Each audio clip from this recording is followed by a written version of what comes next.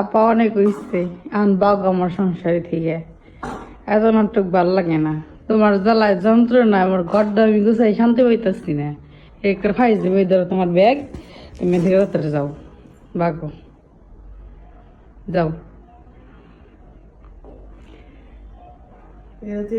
এই কথা তুই না যাও। কইলেও পারতি আমারে। না তুমি এখন যাও। এই কথা তুই আমার না কইলেও পারতি। না যাও তো তুমি এখন, আর কাহিনী ভাল লাগে না, যাও।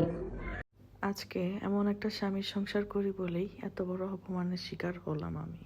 জানি না আমার স্বামী কি বুঝে আর কেন ওকে বিয়ে করেছিল, আর আমার ভাগ্যটাই বা কেন এমন হতে হলো। আমি আমার সতীনের বাসায় গেলাম কিছুদিন থাকার জন্য। আমার সতীন প্রেগনেন্ট, ওকে হেল্প করবো বলেই কিন্তু আমি ওর বাসায় গেলাম। কিন্তু একদিন না যেতেই ও আমার সাথে যে ব্যবহারটা করলো, এটার জন্য আমি একবারই প্রস্তুত ছিলাম না। আজকে নিজের কাছে নিজেকে এতটা অসহায় লাগতেছে যা বলে বোঝানোর মতো না। ও কোন স্বার্থে, কিসের স্বার্থে আমার সাথে এমন করে তা আমি জানি না। আমি বড় হয়েও আমি সবসময় চাই যে ও সংসার করুক, ও ভালো থাকুক। কিন্তু ও আমার পরে এসেও, ও আমার সংসারে ঢুকেও ও চায় না যে আমি ভালো থাকি বা আমি থাকি। ও চায় যে কোনো কিছুর বিনিময়ে আমি যেন আমার স্বামীর জীবন থেকে সরে যাই। এই গলিতে আমার স্বামী আমাকে ছেড়ে চলে আসে প্রতিদিনই। এই সেই রাস্তা, যে রাস্তা দিয়ে আমার স্বামী আমার সতীনকে নিয়ে ঘুরে বেড়ায়, আর আমি একলা ঘরে সবসময় কেঁদে মরি। ধৈর্যেরও একটা ধৈর্য থাকে, মনেরও একটা স্বস্তি থাকে, যেটা আমার মাঝে আর নেই। এই ব্যাপারগুলো আমি আর মেনে নিতে পারছি না। এখন আর আমার ভিতরে ধৈর্য কাজ করছে না। আমি কয়েকদিন আগেই চলে গিয়েছিলাম আমার নানার বাড়িতে, রাগ করেই। কিন্তু ও হয়তো চেয়েছিল আমি আর কখনোই না আসি।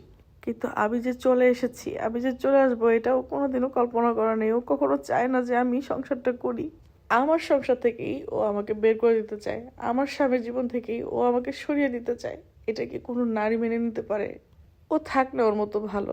আমি তো কখনোই কিছু মনে করি না, সবসময় ওর ভালো কামনা করি, ওর সেবা করি। ও অসুস্থ, কিন্তু ও ও তো কখনোই চায় না যে আমি ভালো থাকি, আমার স্বামীর মাঝে থাকি, আমি সুন্দর থাকি। এমনকি যদি কখনো আমাকে একটু সুন্দর লাগে, তাও মানে ও হিংসা করে যে কেন আমাকে সুন্দর লাগছে। অনেক আশা, ভালোবাসা, ভরসা নিয়েই আমি আমার সতীনের বাসায় আসলাম, কিন্তু ও আমার মান মর্যাদা কোনোটাই ধরে রাখতে পারলো না।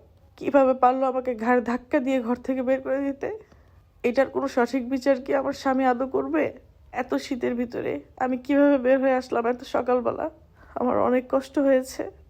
তারপরও দিন শেষে একটা কথাই বলি, ওকে আল্লাহ হেদায়েত দেখ এবং ওকে আল্লাহ ভালো রাখুক, সুন্দর রাখুক, সুস্থ রাখুক। আল্লাহ সবার ভালো করুক। সবাই যেন আমার মতো কপাল না হয়। আমার মতো কপাল হওয়া, এই পৃথিবীর প্রতিটা নারী যেন তার স্বামী নিয়ে ভালো থাকতে পারে, এতটুকুই কামনা করি। একটা নারী কখনোই তার স্বামীর ভাগ কাউকে দিতে পারে না, কিন্তু আমি দিয়ে এখন ধীরে ধীরে শেষ হয়ে যাচ্ছি। আল্লাহ তুমি দেখে নিও।